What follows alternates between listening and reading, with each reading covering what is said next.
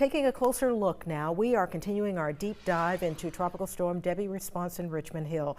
People there tell us they're frustrated with their government's response. WSAV's Sarah Smith joining us. And as Sarah, these emails show that Richmond Hill was working within its own government as the waters began to rise. That's right, Tina. It wasn't until August 10th, 5 days after the storm came through Richmond Hill, that the city requested aid from Bryan County. Now this as floodwaters were damaging hundreds of homes. Essentially, documents show little communication between the city and the county.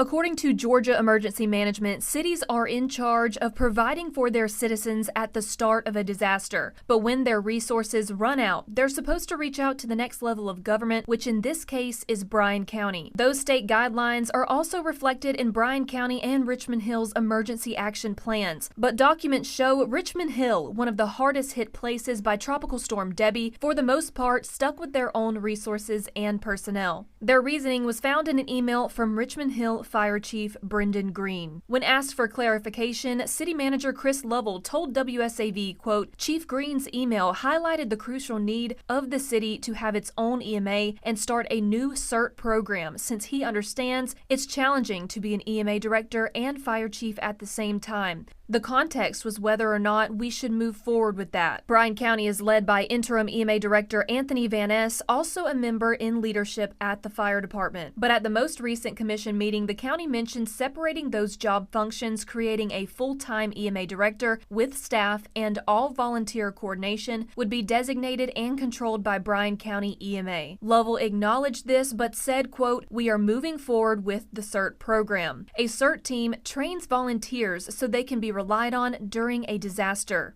The city received help from Port Wentworth as well, which Lovell says was offered to them.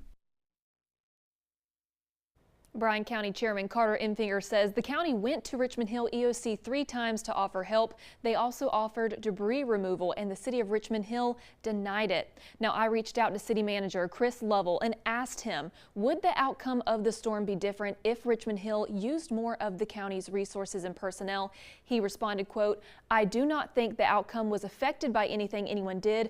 The flooding was a once-in-a-lifetime event." Now, you can see our complete coverage of this storm at WSAV.com/Debby response. Sarah Smith, WSAV News 3, on your side. All right, Sarah, thank you.